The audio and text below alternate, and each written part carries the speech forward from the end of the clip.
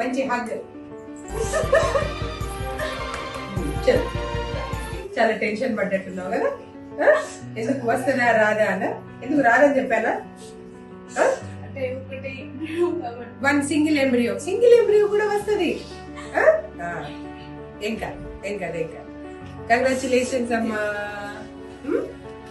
హైదరాబాద్ చలో చలో చలో. Happy day. కంగ్రాచులేషన్స్. నీకు మంచి బాబు పాప రావాలని విష్ చేద్దాం. టెన్షన్ పడుతున్నా.